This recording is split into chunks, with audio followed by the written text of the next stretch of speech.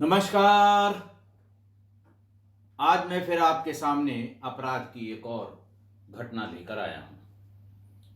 आज के अपराध की घटना लखनऊ की है और हालिया है। 4 नवंबर 2022 को लखनऊ के थाना दुबग्गा दुबग्गा जब मैं यहाँ एसएसपी था लखनऊ में, तो उस समय चौकी हुआ करती थी। हरदोई रोड पर जाने से पहले चौराहे के पास एक छोटी सी चौकी थी। लखनऊ का विस्तार इतनी तेजी से हो रहा है कि उस समय की कम से कम 8 चौकियां अब 4-5 सालों में ही थानों में तब्दील हो गई हैं। दुबग्गा के मौरा गांव में शुक्रवार यानी 4 नवंबर 2022 को 8 साढ़े 8 बजे एक सूचना थाने पर 112 नंबर पर, और जिन लोगों के पास थानाध्यक्ष के नंबर थे उन्होंने ताबड़तोड़ सूचना दी कि एक 17 साल की नाबालिग लड़की का अभी अभी खेतों के बीच में गला काटकर हत्या हो गई। खबर गंभीर थी और सवेरे सवेरे की बात थी। सभी लोग मौके पर पहुंच गए। लड़की को बहुत थोड़ी देर पहले यानी आधे पौन घंटे पहले ही चाकू या किसी शार्प एज्ड वेपन से गला काटकर हत्या की गई थी। शरीर पर भी चाकुओं के निशान थे। बच्ची नाबालिग है इसलिए मैं उसका नाम नहीं बता सकता, सिर्फ किशोरी कहकर बताऊंगा।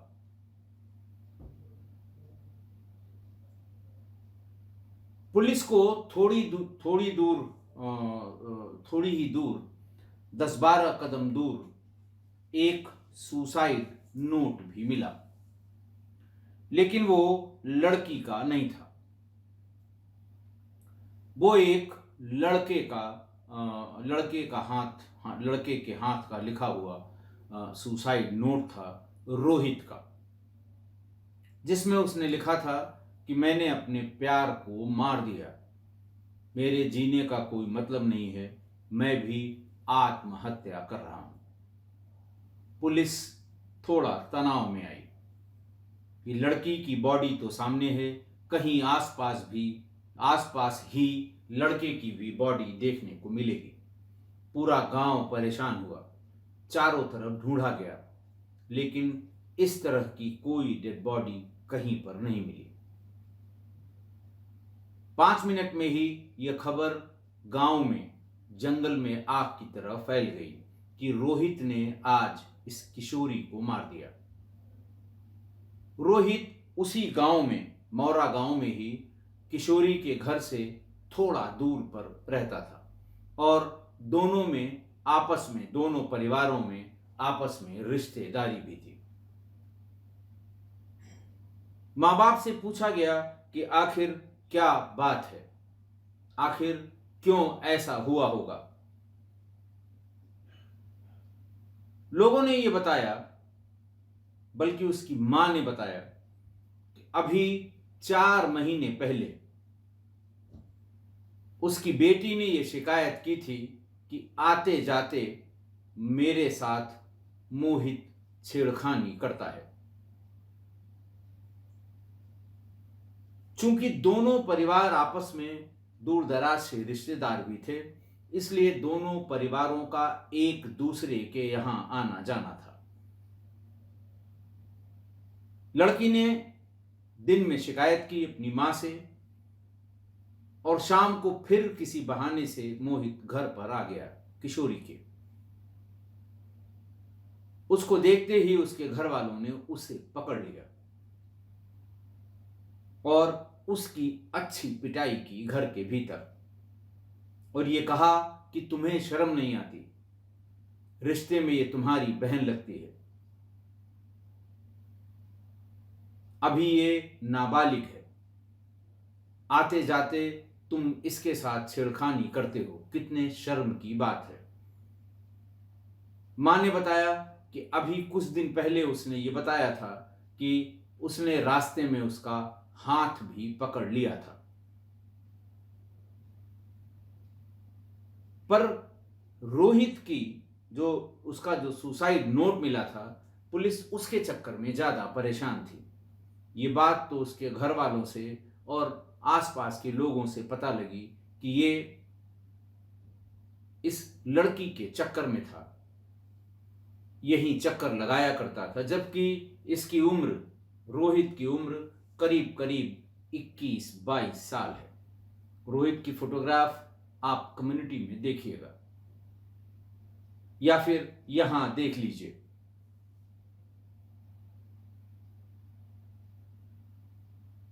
जब तक पुलिस शव का पंचायतनामा करके उसे पोस्टमार्टम के लिए भेजती, इस बीच में गांव के कुछ नौजवान लड़कों ने और बातें बताई। नौजवान लड़कों ने यह बताया कि रोहित सोशल मीडिया प्लेटफॉर्म्स पर बहुत एक्टिव रहता था, खासकर फेसबुक और व्हाट्सएप पर। वो रोज कुछ न कुछ खुराफाती चीजें पोस्ट करता था और लगभग साल भर पहले से वो अपने किसी क्रश या कह लें, प्यार कह लें, या जो भी कह लें, के बारे में जिक्र करता था। और 4 महीने पहले उसने इनडायरेक्ट में ये लिखा भी था, स्टेटस भी लगाया था कि आज प्यार की अनुभूति हुई है। पुलिस ने उसके सोशल मीडिया अकाउंट, खासकर फेसबुक अकाउंट को खंगालना शुरू किया, तो ये पता लगा कि घटना से 2 दिन पहले, घटना ये शुक्रवार की है, और बुधवार को उसने फेसबुक और व्हाट्सएप पे एक हाथ से लिखा हुआ लेटर लगाया था स्टेटस पर। उसमें लिखा था कि उसके प्रेम कहानी की पूरी दास्तान डायरी में भी लिखी हुई है। आप समझ सकते हैं कि हम उम्र बच्चों के बीच में इस तरह की खुराफाती पोस्ट डालने के बाद तमाम सवाल जवाब भी होते हैं, जैसे डायरी कहाँ रखे हो, अरे कुछ तो बता दो, डायरी में क्या लिखा है। यही फेसबुकिया लोगों का नशा होता है, ये उनकी खुराक होती है, ये उनकी डोज होती है, ये उनका नशे का इंजेक्शन होता है। और शायद इसी दिन यानी बुधवार को ही उसने ये तय कर लिया होगा कि मुझे क्या करना है। 18 तारीख को 4 नवंबर को हत्या करने के बाद उसने फिर अपनी फेसबुक स्टेटस को अपडेट किया। उसने लिखा कि शादी से मना किया था इसलिए मार दिया। उसके चाहने वालों को अब दर्द का पता लगेगा। लोग पूछते रहे किसको मार दिया, क्या मार दिया, क्योंकि जैसे ही उधर स्टेटस लगाया गया, इधर फेसबुक के कीड़े हमेशा इसी चक्कर में रहते हैं, तुरंत पूछा किसको मार दिया, कहाँ मार दिया, क्या दर्द होगा, किसका दर्द महसूस होगा। उसने जवाब भी लिखा कि उनको वैसा ही दर्द महसूस होगा जैसा मैं महसूस कर रहा हूं किसी के प्यार में। बहरहाल घंटे 2 घंटे बाद सबको पता लग गया कि रोहित ने इस किशोरी का कत्ल कर दिया है।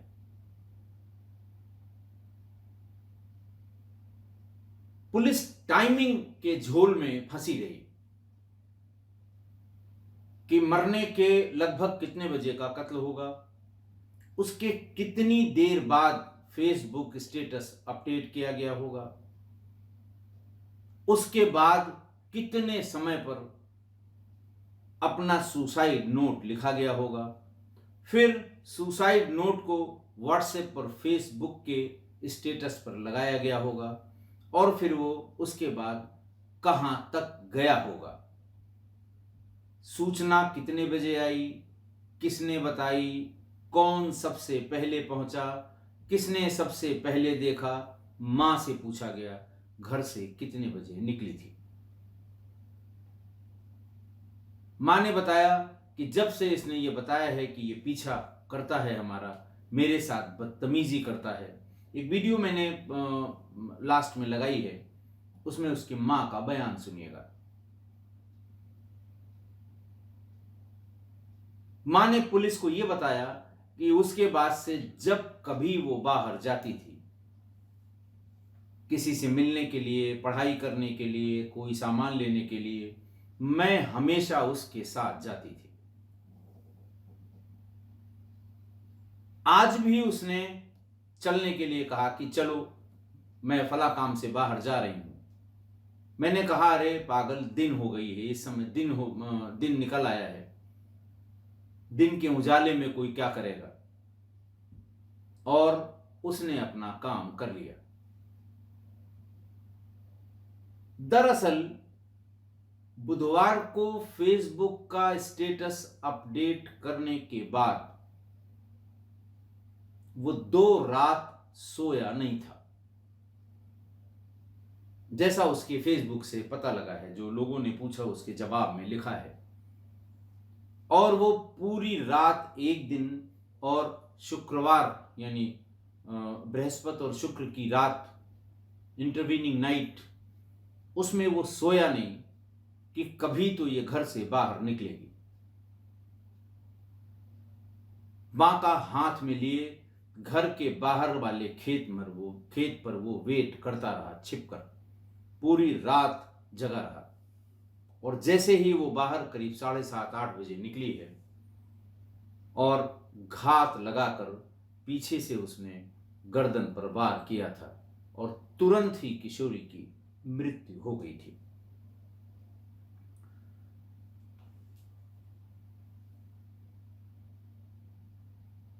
परिजनों से यह भी पूछा गया कि रोहित के अलावा भी किसी पर शक है। परिवार वालों का क्या रिएक्शन था जब उनको यह पता लगा कि आप लोगों ने रोहित की पिटाई इस वजह से की है कि वो किशोरी के साथ छेड़छाड़ करता था। परिवार वालों ने साफ कहा कि रोहित के सिवा उसके परिवार के किसी भी व्यक्ति का कोई हाथ इस हत्या में नहीं है, पर रोहित को पकड़ा जाए, रोहित को फांसी दी जाए, मेरी नाबालिग बच्ची को उसने मार दिया है। लेकिन मेरी जानकारी में अभी तक रोहित की गिरफ्तारी नहीं हो पाई है। रोहित के फेसबुक पर और व्हाट्सएप पर लगाए गए स्टेटस, दोस्तों को दिए गए जवाब, चैट की हिस्ट्री जो इसके दोस्तों के पास थी, जो इसके फेसबुक पेज पर थी, उससे पुलिस को किसी तरह की कोई शंका नहीं है कि रोहित ने यह कत्ल नहीं किया है। पुलिस एक तरफा प्यार में, वन साइडेड लव में, वन साइडेड अफेयर में रोहित द्वारा किए जाने वाले इस अपराध को माना है और उसी दिशा में विवेचना चल रही है। इसके अलावा अब चूंकि सारी जन्मपत्री वो, सारी कारगुजारी वो फेसबुक और व्हाट्सएप पर लिखता रहा, इसलिए वैसे भी किसी को कोई शक की गुंजाइश उसने छोड़ी नहीं थी। बार बार ये पूछा जाता रहा कि रोहित की गिरफ्तारी कब होगी, उस इलाके के डीसीपी राहुल राज ने भी, उनका भी बयान एक अखबार में छपा है कि शुरुआती जांच में ये प्रेम प्रसंग का मामला आया है। उसकी गिरफ्तारी के लिए कई टीमें लगाई गई हैं। ये भी डर लग रहा है पुलिस को कि ऐसा तो नहीं कि उसने वास्तव में कहीं सुसाइड कर लिया हो, क्योंकि 4-5 दिनों से उसका फेसबुक स्टेटस, उसका मोबाइल फोन सब कुछ बंद आ रहा है। लेकिन वो जिस तरह का शातिर दिमाग, वो जिस तरह का चालाक लड़का है, जैसा उसके दोस्तों ने, उसके साथ रहने वालों ने बताया है, इस बात की उम्मीद बहुत कम है कि उसने अपना कोई नुकसान किया होगा। मैं लास्ट में 2 वीडियो भी पोस्ट कर रहा हूं जो इस घटना से संबंधित हैं और नेट पर उपलब्ध हैं। फोटोग्राफ इस लड़के की, इस हत्यारे की, इस मोहित की कम्युनिटी में पोस्ट कर रहा हूं। आप भी देखकर अंदाज लगाइए कि यह शातिर दिमाग आदमी, उसने कैसे इस निरीह बच्ची की हत्या कर दी। आज की घटना, फेसबुक और व्हाट्सएप का नशा या सोशल मीडिया का नशा अब नौजवान पीढ़ी के सर पर चढ़कर बोल रहा है। मैंने कई एक घटनाएं जो हालिया हैं, इसमें इस बात का जिक्र भी किया है। हम लोगों की पीढ़ी में, जब हम लोग स्कूल और कॉलेज में पढ़ते थे, तो सिगरेट पीने वाले को नशेड़ी कहते थे। नशा करता है, खराब आदत है, गंदी आदत है। और टोला पड़ोस में जो लोग भांग का नशा करते थे, एक पहले डाबर की या किसी की दवा वो आती थी पैकेट, जिसमें भांग की गोलियों पर वो चाशनी या चीनी लगी होती थी, उसे मधुर मुनक्का कहते थे। ये तमाम आयुर्वेद के स्टोर में मिलने वाली दवाओं में हुआ करता था। दरअसल ये भांग की गोली हुआ करती थी। हम लोगों के साथ पढ़ने वाले कुछ लड़के भी यूनिवर्सिटी में, अब तो नशे की पूरी तस्वीर बदल गई है, लेकिन उस जमाने में यही मधुर मुनक्का हार्ड नशा कहा जाता था। शराब पीने वाले भी पहले जैसे आज हॉस्टल में बड़ी बड़ी शराब पार्टियां भी होने लगी हैं, ऐसी खबरें आती हैं। उस जमाने में इलाहाबाद विश्वविद्यालय के हॉस्टल्स में भी कभी शराब की पार्टियां आयोजित नहीं हुई हैं। और जो बहुत घनघोर टाइप के नशेड़ी हुआ करते थे, उनके बारे में यही था कि ये भांग खाते हैं, ये मधुर मुनक्का खाते हैं, सिगरेट पीते हैं। इससे ज्यादा हम लोगों ने अपनी स्कूल, कॉलेज और यूनिवर्सिटी की लाइफ में नहीं सुना था।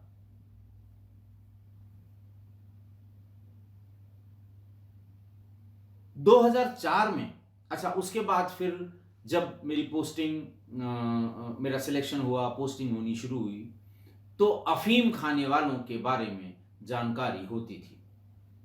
मैंने बताया कि तब तक व्हाट्सएप, तब तक मोबाइल फोन आए ही नहीं थे। अपराध होता था तो कभी कभी पता लगता था फलां के यहाँ फलां आदमी अफीम खाता है, अफीमची है वो। ऐसा नशा करने वालों को अफीमची कहा, भांग खाने वाले को भंगेड़ी। गांजा पीते थे। कॉलेज में भी, यूनिवर्सिटी में भी कुछ लोगों को सिगरेट में गांजा भर के पीने की आदत थी।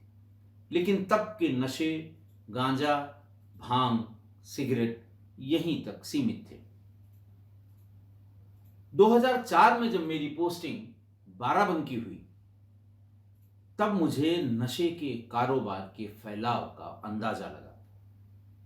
मैंने आपको अपने एपिसोड 65 और 66, 65 और 66, इसमें बाराबंकी की पोस्टिंग के समय में अफीम के कारोबार के बारे में पूरी बात बताई थी, क्योंकि वहां लाइसेंस्ड ओपीएम फार्मिंग होती है।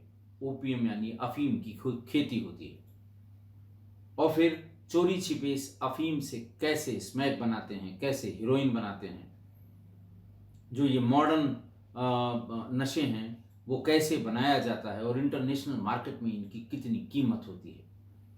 आपने जिन्होंने देखा होगा वो अच्छी तरह से जानते हैं, जिन्होंने नहीं देखा वो आई बटन में क्लिक करेंगे तो उनको 65 और 66 एपिसोड में मेरी पोस्टिंग के दरमियान स्मैक, हेरोइन, किक और जो तमाम इसके प्यूरिफाइड फॉर्म्स हैं उसके बारे में मैंने वहीं पर जाना, और इनके नशेड़ियों के बारे में जाना। कैसे कैसे बहुत संपन्न घरों के लड़के बाराबंकी के बागों में पड़े रहते थे, और उनके घर वाले बड़ी बड़ी लेविश कारों में आके उन्हें 1 पुड़िया, 2 पुड़िया, 4 पुड़िया का नशा, उनको ब्रेड, उनको खाने का कुछ सामान दे जाते थे, लेकिन वो वहां से जाने को तैयार नहीं होते थे। ये 2004 में आने के बाद मुझे पता लगा, और तभी ये भी पता लगा कि ये किस तेजी से, किस रफ्तार से आगे बढ़ रहा है। बिल्कुल कोरोना का संक्रमण क्या बढ़ेगा जिस रफ्तार से ये बढ़ा है सोसाइटी में और खासकर यंगस्टर्स में। और उस समय तक पंजाब भी उड़ा नहीं था, उड़ने की तैयारी में था। धीरे धीरे जब आगे की पोस्टिंग्स होती गई, जब मैं एसटीएफ में रहा, उसके बाद एटीएस में रहा, जिलों में जब मैं एसएसपी लखनऊ पोस्ट हुआ, उसके पहले ही आप ये समझ लीजिए कि 2005 के बाद से ही पंजाब भी उड़ने लगा, और तभी से उड़ता पंजाब, नशे में उड़ता हुआ युवा, नशे में उड़ती हुई पूरी की पूरी यंग जनरेशन, इसने सभी का ध्यान अपनी ओर आकर्षित किया, और इस बड़ी समस्या से लोग जूझने लगे। उसके बाद की पोस्टिंग्स में मैंने अपनी, जैसे एसपी रायबरेली, सहारनपुर, उसके बाद गोंडा, लखनऊ, मेरठ, मैं बराबर नशेड़ियों के व्यवहार को स्टडी करता रहा। किसी अपराध के मौके पर जाने पर, या किसी घटना की सूचना मिलने पर, या लोगों के प्रार्थना पत्र जब लोग लेके आते हैं कि साहब फला नशे का आदी हो गया है, फला ने फला नशे में ऐसा काम कर दिया है, तो किस तरह का नशा होता था, किस तरह का नशा होता है, या क्या व्यवहार होता है शराबियों का, गंजेड़ियों का, भंगेड़ियों का, अफीम पीने वालों का, स्मैक और हीरोइन लेने वालों का, इस व्यवहार की मैंने स्टडी की थी। और ये पाया था कि ओपीएम के बाई प्रोडक्ट्स, इनका नशा सबसे खराब नशा है, ये मेरा मानना था। लेकिन पिछले 4-5 सालों में सोशल मीडिया का नशा ये अफीम और स्मैक से भी ज्यादा खराब नशा है। परिवार के परिवार, और वो नशा तो सबको लगता है कि हाँ साहब फला नशा कर रहा है, बेहोश है, खेतों में पड़ा हुआ है, बाहर पड़ा हुआ है, स्मैक ढूंढ रहा है, कूड़े के बीच में सिगरेट की पन्नी ढूंढ के स्मैक खींच रहा है। लेकिन इस सोशल मीडिया का नशा, इससे हार्ड कोर क्राइम, जाने कितने अपराध, जाने कितने कत्ल, ये इस नशे की वजह से हुए हैं। और आज के वाकये में, या आज की घटना में, नाबालिग किशोरी से एक तरफा प्यार करने वाले रोहित ने अपने फेसबुक और व्हाट्सएप के स्टेटस पर दोस्तों के बीच वाहवाही वो बटोरता था, या बटोरने के चक्कर में स्टेप बाय स्टेप वो आगे बढ़ता रहा। उसने एक स्टेटस में लिखा कि मेरी प्रेम कहानी की पूरी दास्तान मेरी डायरी में लिखी है। फिर हत्या करने के बाद लिखा कि शादी से मना किया इसलिए मार दिया। अब उसके चाहने वालों को दर्द का पता लगेगा, दर्द का एहसास होगा। फिर कत्ल के बाद सुसाइड नोट लिखा और उसका स्टेटस फेसबुक और व्हाट्सएप पर लगाया। ऐसा लगता है जैसे फेसबुक व्हाट्सएप का स्टेटस न हुआ, यमराज और धर्मराज का दरबार हो गया, जहां चित्रगुप्त सभी के पाप और पुण्य का लेखा जोखा रखते हैं। इन नौजवानों को लगता है कि चित्रगुप्त कहाँ इतनी मेहनत करेंगे कि हमारे अच्छे और बुरे कामों के बारे में पता करके बही खाते में लिखें, हम डायरेक्ट उनको इन्फॉर्म कर देंगे कि हम ये अच्छा कर रहे हैं और ये बुरा कर रहे हैं। अच्छा तो कर रहे हैं यही प्यार मोहब्बत इश्क ये वो, बुरा करेंगे जब माँ बाप के बारे में कुछ नहीं लिखेंगे, पढ़ाई के बारे में नहीं लिखेंगे। आपने इस तरह के स्टेटस डालने वालों को कभी ये नहीं देखा होगा कि आज मेरा रिजल्ट निकला है, मैं 95% अंक से पास हुआ। कभी नहीं लिखते हैं, क्योंकि ये उनके हिसाब से पाप की श्रेणी में आता है। इसलिए वो सीधे डायरेक्ट चित्रगुप्त को लेखा जोखा बता रहे हैं कि आप लिखते रहिए, जब हमारा आपका सामना होगा तब बहस करूंगा। वैसे तो इस नई पीढ़ी को धर्मराज, यमराज और चित्रगुप्त का पता ही नहीं होगा कि ये बला क्या होती है। इनके लिए तो फेसबुक ही धर्मराज का दरबार है, व्हाट्सएप यमराज का दरबार है और स्टेटस ये चित्रगुप्त का बही खाता है, जिसमें उनके पाप पुण्य लिखे जाते हैं। मैं सोच रहा हूं आज आपको मैं इस दरबार और चित्रगुप्त के बारे में भी बता दूं, उनको नहीं जिनको जानकारी है, उनको जो इनकी इसकी ABCD भी नहीं जानते हैं। देखिए, चित्रगुप्त, इनका सारे प्राचीन ऐतिहासिक धार्मिक ग्रंथों में इनका उल्लेख किया गया है। यह कहा जाता है पुराणों के अनुसार कि धर्मराज यमराज के दरबार में चित्रगुप्त मनुष्यों के पाप पुण्य का लेखा जोखा रखने वाले लेखपाल या अकाउंटेंट होते हैं।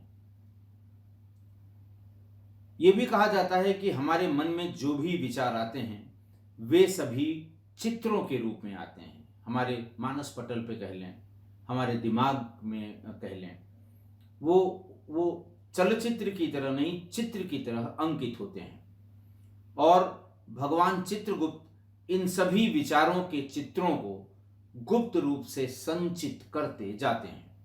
और यह भी कहा गया कि इसी आधार पर जीवों के परलोक और पुनर्जन्म का निर्णय यमराज चित्रगुप्त के आंकड़ों के हिसाब से करते हैं कि इसको कहाँ भेजना है, नरक में, स्वर्ग में, या फिर से वापस पुनर्जन्म लेके पृथ्वी पर। जो डाटा चित्रगुप्त के पास होगा, जो उनके मेमोरी कार्ड में अंकित होगा, पूरा बाकायदे कॉलम सहित होगा, वो पढ़कर यमराज को बताते हैं कि इस जीव ने ये पाप किया, ये पुण्य किया, और इस जीव ने न पाप किया न पुण्य किया, जीवन जिया और फिर वापस आ गया। इस तरह की बातें चित्रगुप्त के रिकॉर्ड के हिसाब से कही जाती हैं और वहीं उन्हीं के आंकड़ों पे ये निर्धारित किया जाता है कि इस जीव को कहाँ भेजा जाएगा। ये भी कहा गया है कि मृत्यु के पश्चात जीव का मस्तिष्क कुछ समय के लिए कार्य करता है और इसी दरमियान जीवन में घटित प्रत्येक घटना के चित्र मस्तिष्क में फ्लैशबैक की तरह आते हैं। पुराणों में यह भी उल्लेख है कि जिस प्रकार शनिदेव सृष्टि के प्रथम दंडाधिकारी हैं, यानी पहले वो मजिस्ट्रेट हैं सृष्टि के, चित्रगुप्त सृष्टि के प्रथम लेखपाल हैं। बाकी के लेखपाल तो अलग अलग जगह अलग अलग हैं, सब बाद में आए हैं। लेकिन सृष्टि के पहले लेखपाल, पहले अकाउंटेंट, पहले चार्टर्ड अकाउंटेंट वो चित्रगुप्त ही हैं। और उन्हीं के द्वारा दिए गए आंकड़ों के आधार पर यमराज स्वर्ग और नर का निर्णय लेते हैं, क्योंकि यह अधिकार सिर्फ यमराज के पास है।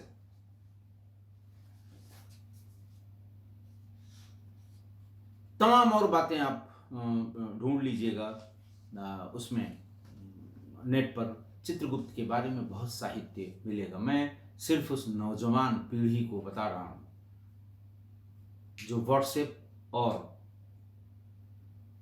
फेसबुक को धर्मराज और यमराज के दरबार समझते हैं और स्टेटस को चित्रगुप्त महाराज की लेखनी समझते हैं कि वही उनका पाप और पुण्य का निर्धारण है जो वो स्टेटस में लिख दिया करते हैं। गरुड़ पुराण में चित्रगुप्त जी के बारे में कहा गया है। गरुड़ को पुराण बहुत ही पवित्र ग्रंथ है जो किसी की मृत्यु के पश्चात ही पढ़ा जाता है। और ये भी कहा जाता है कि इसे घर में नहीं रखना चाहिए, लेकिन बहुत ही रिच साहित्य है, बहुत ही संपन्न साहित्य है पुरुष के जीवन और मरण से संबंधित हिंदू धर्म में। कहते हैं कि चित्रगुप्त नमस्तुभ्याम वेदाक्षर दत्रे, यानी चित्रगुप्त हैं स्वर्ग और नरक पात्रता के दाता। इसलिए मैं किस्सा गोई परिवार के लोगों से ये कहूंगा, ये अपील करूंगा, ये सलाह दूंगा कि सोशल मीडिया के नशे की आदत से खुद भी दूर रहें और बच्चों में भी ये आदत न पड़ने दें, वरना ये नशा यानी सोशल मीडिया का नशा न बच्चों को कहीं का छोड़ेगा और न बच्चों के परिवार को। आशा है आप मेरी इस बात से सहमत होंगे। आज के लिए इतना ही, बहुत बहुत धन्यवाद। लखनऊ में एक तरफा प्यार में आशिक युवक ने 17 साल की लड़की की गला रेतकर हत्या कर दी। मामला दुबग्गा थाना क्षेत्र के मौरा गांव का है, जहां लड़की का शव खेत में खून से लथपथ पड़ा मिला है। पीड़ित परिवार का कहना है कि आरोपी कई दिनों से लड़की से छेड़छाड़ भी कर रहा था। लड़की कहने लगी हमारे साथ मम्मी ये बदतमीजी किए थे। क्या नाम था उस लड़के का? रोहित। पूरा नाम क्या था? रोहित रावत है। रोहित रावत। हाँ। तो उस पे शक था आपको? पूरा शक। तो वो किस तरीके से बदतमीजी करता है? काला के एक दिन हाथ पकड़ी से। मौके से पुलिस को आरोपी का एक नोट भी मिला है, जिसमें लिखा है कि शादी से मना किया इसलिए मार दिया। उसके चाहने वालों को अब दर्द का पता चलेगा। लेटर में आरोपी ने आत्महत्या की बात भी कही है। फिलहाल पुलिस आरोपी की तलाश में जुटी हुई है। Bureau report, Dainik Bhaskar.